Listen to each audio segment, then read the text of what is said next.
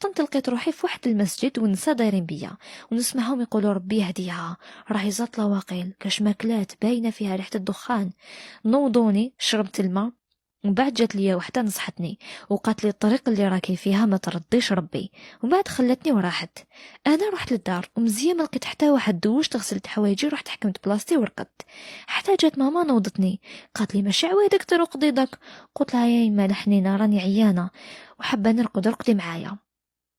لأول مرة شفت هذيك الخزرة تاع الشفقة في عينين يما، رقدت معايا وجامي في حياتي حسيت هذاك الإحساس ما نقدرش نوصفه لكم. قعدت بعد هاد الحادثة 10 أيام ما نخرج من الدار، كنت نقرا غير في الدار وزكريا كل ما يعيط ما نرفدلوش ولا نغلق التليفون تاعي.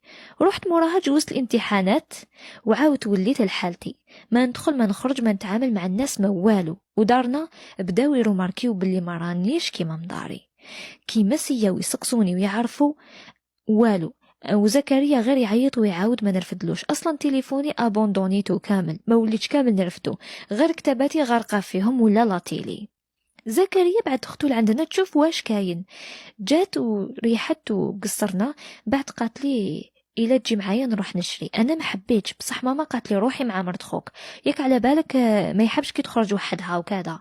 انا قبلت وعلى بالي باللي راح تسقسيني على التليفون وعلى بالي باللي بعتها خوها.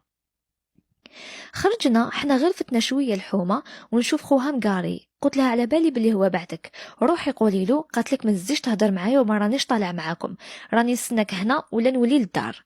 راحت قالت له هو جا عندي قال لي نهضروا 5 دقائق برك هذا مكان ونحطكم وقعد يحلل. انا قلت اليوم نفضها معاه.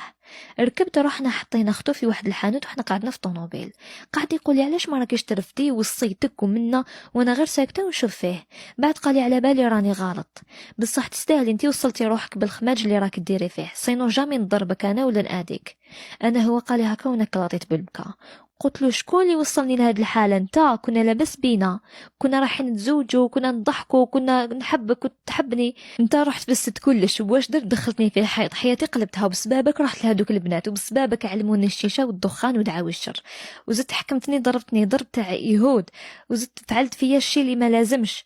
قلت له نقول لك 2 كلمات ونفضوها دوك ما تزيش تحوس عليا ما تبعت لي ما تعيط لي ما تبعت لي اختك ولا اقسم بالله غير نقول لخويا واللي حب يصرى فهمت. قال لي كيفاش هادي وانت تاعي وكذا واللي صرا بيناتنا وكذا. قلت له انا اصلا عيفتني في جنس الرجال ما راح نحوس على حتى واحد اخطيني برك.